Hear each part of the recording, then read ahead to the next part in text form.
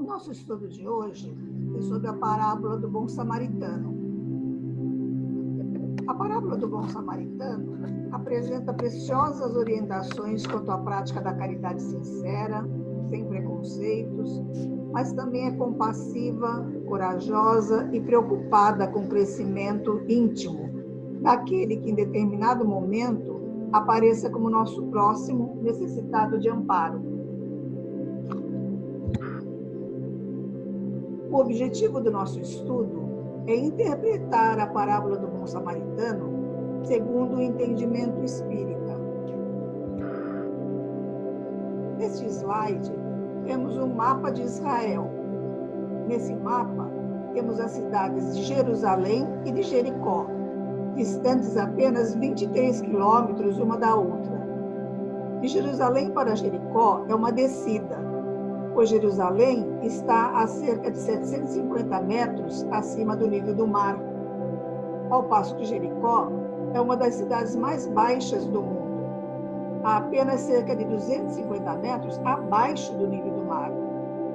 Para ir de Jerusalém a Jericó, a Samaria era o caminho mais natural a ser feito, porque era uma reta, mas que era evitado pelos judeus, que preferiam dar a volta para não passar pela Samaria. Os samaritanos representavam um segmento conservador dentro do judaísmo.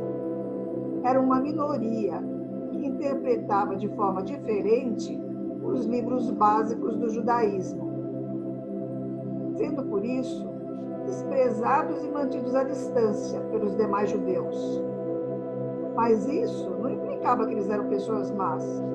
Jesus, no Evangelho, ao ir de Jerusalém para Jericó, prefere o caminho reto, passar pela Samaria. E observem essa expressão, o caminho reto.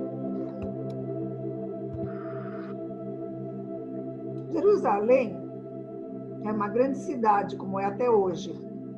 A palavra Jerusalém vem do hebraico, Jerusalém, que significa fundação de Salém. É uma cidade bíblica situada entre dois montes.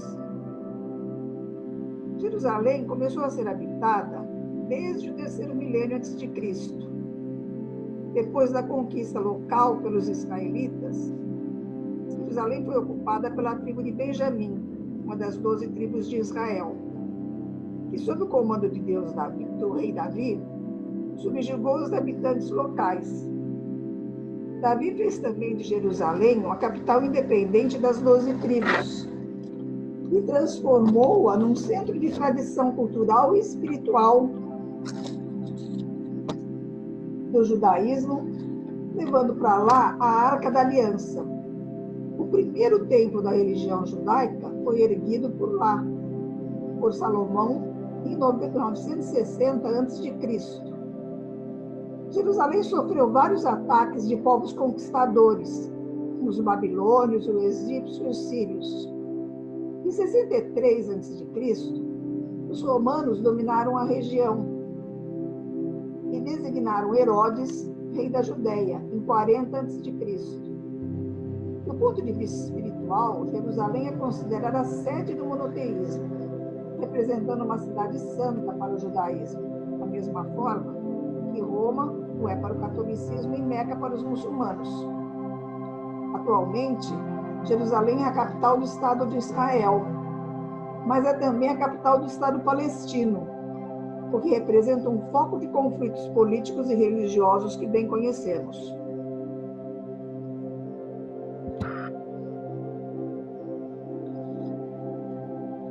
Aqui temos a cidade de Jericó. Jericó é uma palavra que vem do hebraico também, e Ariat, que significa lua. É uma cidade muito antiga, com vestígios do período mesolítico, 9.000 anos antes de Cristo. Sempre mereceu a atenção dos viajantes, por ter um dos maiores oásis da região, pelas suas fontes de águas medicinais, pelos palácios do período helenístico e da época de Herodes, pelo enorme aqueduto rodeado de palmeiras e pela beleza e luxo das moradias erguidas pelas famílias ricas de Jerusalém. A rota de Jerusalém para Jericó, tanto na época de Jesus como agora, caracteriza-se pela movimentação comercial.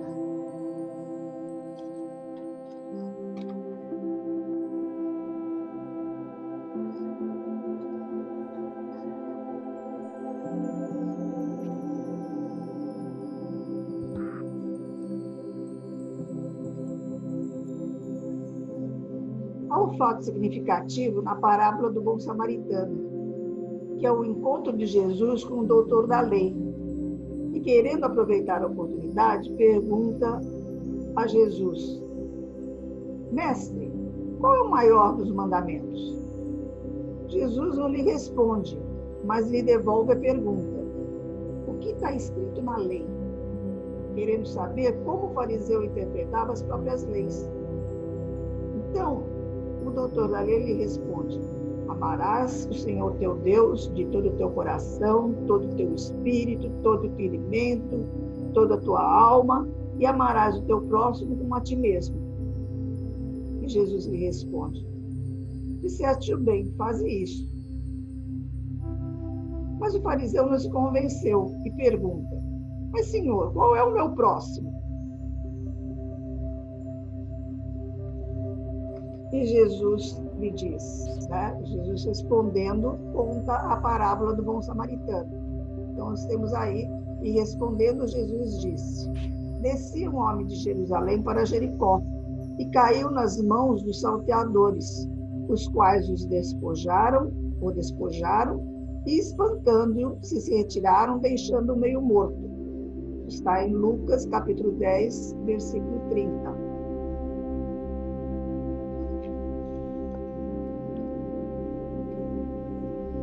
A parábola relata a história de um homem que, descendo de Jerusalém para Jericó, é assaltado, espancado e deixado quase morto à beira da estrada. Uma via comercial como a existente entre Jerusalém e Jericó atrai trabalhadores honestos, mas também pessoas inescrupulosas que não hesitam em fazer o mal àqueles que por ali passam. A descida de Jerusalém para Jericó carrega também uma outra simbologia, que é a queda do padrão vibratório mais elevado para um mais inferior, com Jerusalém no alto, representando a espiritualidade, e Jericó abaixo, representando as riquezas materiais e os valores mundanos. Essa descida invigilante sempre ocasiona prejuízos. Somos nós também, quando descemos nosso padrão vibratório, né? Nosso padrão espiritual, e estamos invigilantes, então observamos o orai e vigiai, que podemos, nesse meio tempo, ser atacados por espíritos do mal. Jesus continua a parábola. E ocasionalmente descia pelo mesmo caminho certo sacerdote, e vendo-o passou de largo. E de igual modo também um levita, chegando àquele lugar e vendo-o, passou de largo. Está lá em Lucas 10, 31, 32. O sacerdote e o levita, descendente de Levi, não oferecem o menor auxílio. Após o descaso dos dois religiosos para com o ferido, mais preocupados com a própria segurança física e social, dado o risco de outro assalto ou da crítica pública. Então, estavam preocupados com o quê? Com eles mesmos, com medo de também serem assaltados ou de serem vistos ali naquele lugar. Enfim, os dois desciam pelo mesmo caminho. Vejam bem essas expressões. Significa o quê? A queda vibratória, a queda espiritual. Tanto o sacerdote como o levita eram pessoas da lei, doutores da lei, sacerdotes, né? Eram padres dentro daquela religião, mas estavam descendo no padrão vibratório. Ou seja, iam de Jerusalém, a capital espiritual, para Jericó, os valores mundanos, com uma vibração mais baixa. A expressão passar de largo reflete a postura de quem está acostumado a cultivar o interesse pessoal e a indiferença para com as necessidades dos que sofrem. E é uma atitude que, mais cedo ou mais tarde, pode gerar processos de culpa. E continuando, Jesus diz: mas um samaritano que ia de viagem chegou ao pé dele e, vendo, moveu-se de íntima compaixão. E, aproximando-se, atou-lhe as feridas, aplicando-lhes azeite e vinho. E, pondo-o sobre a sua cavalgadura, levou-o para uma estalagem e cuidou dele. E, partindo ao outro dia, tirou 2 dinheiros e deu-os ao hospedeiro e disse-lhe: cuida dele.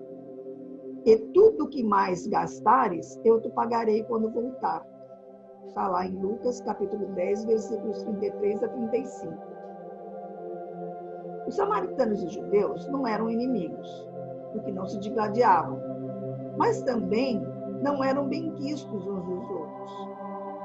Os samaritanos, embora hebreus, eram vistos como não puros, como um povo traidor dos costumes hebreus pelos judeus daquela época, porque incorporaram à cultura alguns costumes persas, babilônios, dentre outros.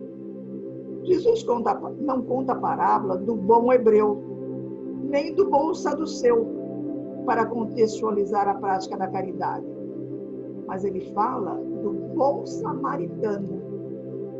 Jesus sugere que para cumprir a lei não basta ter conhecimento dela, mas é preciso praticá-la diariamente.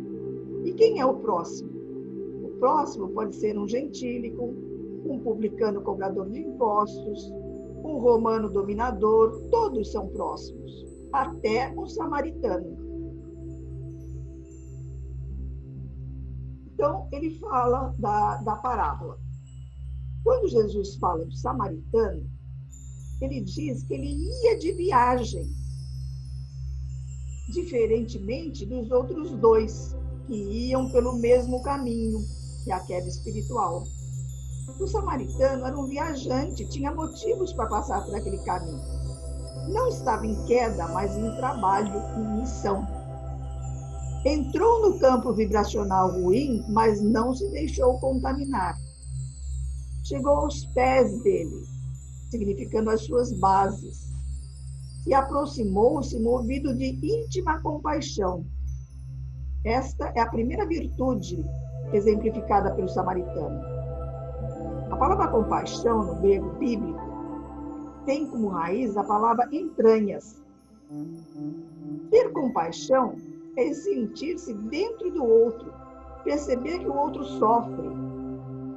A compaixão ultrapassa preconceitos de qualquer espécie, permitindo que ver o outro como digno de amor, capaz de crescer, capaz de evoluir.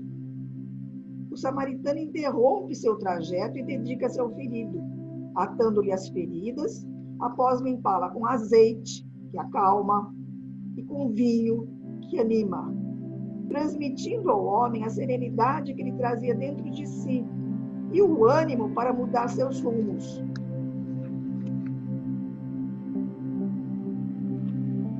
O óleo e o vinho eram de alto valor ritual para os judeus, e não foram, com certeza, substâncias escolhidas ao acaso por Jesus, mas para chamar a atenção para o único ritual que realmente agrada ao Pai, a caridade e o amor ao próximo. Cedeu-lhe o próprio lugar na cavalgadura, num gesto de desprendimento, abriu mão do conforto da sua cavalgadura para transportar o moribundo a um lugar seguro, a estalagem. A ajuda tem que ser completa. Na estalagem, buscou quem poderia fazer mais e melhor, com mais preparo, e seguiu viagem. Deixou também 2 moedas, que mostra a dualidade, e disse: o que gastares a mais eu te restituirei quando voltar. Quem ajuda, volta para acompanhar o progresso. Era certamente conhecido do estalajadeiro, que deixou pagar depois, o que denota que quem ajuda é conhecido e respeitado. Exala respeito porque mereceu. Quem quer ajudar se envolve. As pessoas confiam porque sabem que vai voltar. Não é uma ajuda feita como obrigação. A segunda virtude demonstrada pelo samaritano é a coragem. A coragem por arriscar-se em uma região deserta, próximo a um homem desconhecido. Os salteadores poderiam estar por perto. Além de que a rivalidade entre os judeus e samaritanos poderia gerar diversos problemas, visto que o homem viajava pela Judéia e era provavelmente um judeu. Era muito improvável que naquela região estivesse viajando outro samaritano como ele. Que ao ajudar esse judeu, ele poderia ver poderia ver em seu Salvador um odioso inimigo, que eram os samaritanos. Amaldiçoados até mesmo nas sinagogas. Os samaritanos eram amaldiçoados, inclusive nas sinagogas. A família do ferido poderia também descobrir a identidade. Então, ele estaria correndo até mesmo o risco de vida. E Jesus preza pela coragem. Jesus disse em Mateus capítulo 10, versículos 32 e 33, e também em Lucas capítulo 9, versículo 26. Todo aquele que me confessar e me reconhecer diante dos homens, eu também o reconhecerei e confessarei diante de meu Pai que está nos céus. E aquele que me renegar diante dos homens, também eu o renegarei diante de meu Pai que está nos céus. Isso nos remete aos mártires do início do cristianismo, a questão da coragem. Há ainda, nesse samaritano, uma terceira virtude, a da preocupação com o crescimento do outro. Após a demonstração de compaixão e coragem, o samaritano passa a noite ao lado do companheiro, doando mais do seu tempo e da sua dedicação. E depois de pagar pelo pernoite, deixa mais 2 denários para custear a hospedagem e os cuidados do estalajadeiro.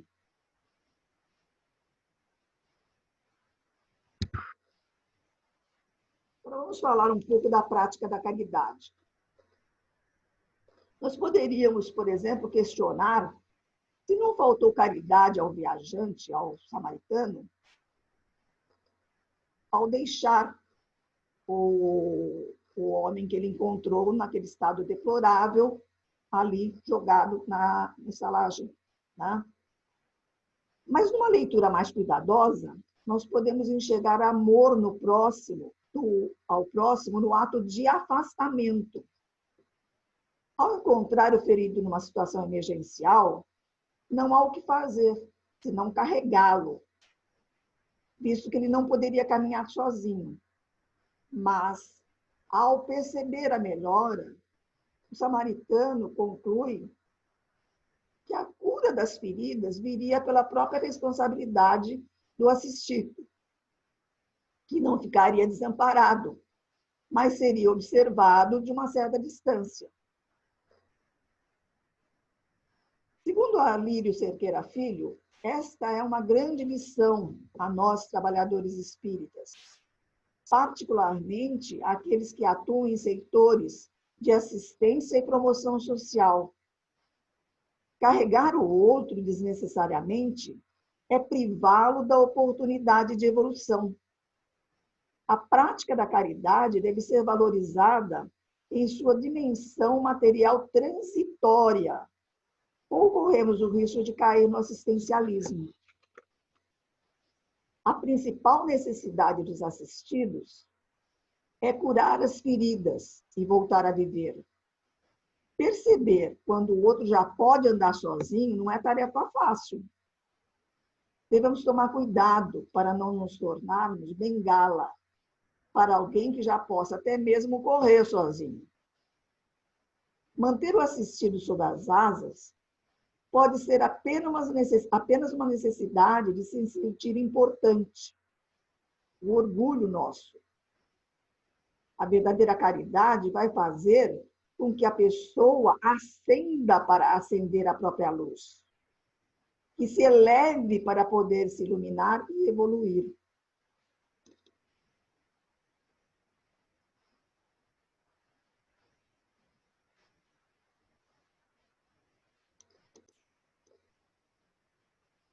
É por isso que a caridade, antes de tudo, pede compreensão. Não basta entregar os haveres ao primeiro mendigo que surge à nossa porta para significar a posse da virtude sublime. É preciso entender-lhe a necessidade e ampará-lo com amor. Está lá no Lázaro Redivivo, do Chico Xavier, pelo irmão X. Então, não basta fazer a caridade com obrigação. A caridade precisa ser feita com amor, com preocupação, com o desenvolvimento daquele ser que está ali na nossa frente, daquele espírito que está ali encarnado e necessitando de amparo. Desembaraçar-se dos aflitos, oferecendo-lhes o supérfluo, é livrar-se dos necessitados de maneira elegante, com absoluta ausência de iluminação espiritual. Caridade é muito mais do que esmola. Também no mesmo livro tem esse comentário. Tá?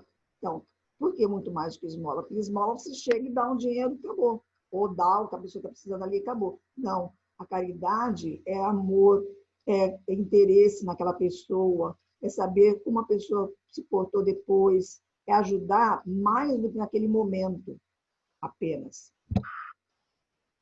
Ser caridoso é ser profundamente humano. E aquele que nega entendimento ao próximo pode inverter consideráveis fortunas no campo de assistência social, transformar-se em benfeitor dos famintos, mas terá que iniciar, na primeira oportunidade, o aprendizado do amor cristão, para ser efetivamente útil. Então, mais uma vez, no mesmo livro, ele reafirma isso. A caridade tem que ser feita com amor. Tá? Dar dinheiro só, você pode se transformar num benfeitor de famintos, mas apenas isso. Tá? A caridade tem que ir além. Então, são aqui algumas sugestões para exercer o ministério sagrado da divina virtude que são necessárias, né? Essas sugestões e essas atitudes.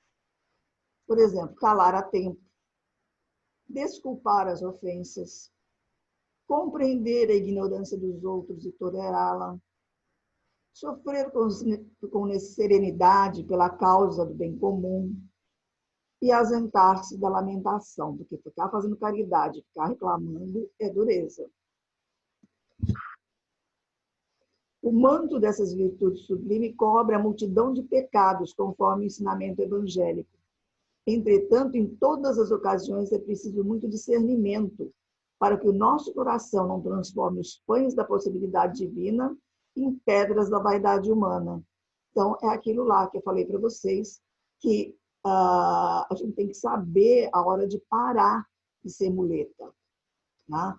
Porque a gente pode estar apenas querendo flanelar o nosso orgulho. Né? Transformar aquela caridade, aquele pão, em pedras da vaidade humana, flanelando o nosso orgulho, a nossa vaidade, a nossa satisfação de ver que estamos sendo tão bons. E aqui fica uma atividade para um aprofundamento nessa lição, né? Uma reflexão sobre essa parábola. Né? Nós aí tentamos tirar o espírito da letra, como se fala, né? Vendo toda a simbologia, todo o sentido oculto nas palavras de Jesus e perceber cada escolha de palavra, cada escolha de personagem, cada escolha da localização geográfica que Jesus fez para contar essa parábola. Tá? Existem também algumas lições que podem ser estudadas, né? Que se referem também à caridade. Então, no Evangelho segundo o Espiritismo, capítulo 17, tem 3, nós temos a passagem do homem de bem. E no livro Espírito da Verdade, do Chico e do Valdo, no item 86, aparece a mensagem do Eurípides Barçanufo com o título Os Novos Samaritanos. São textos simples, curtos, mas que levam a um aprofundamento da nossa reflexão sobre essa parábola.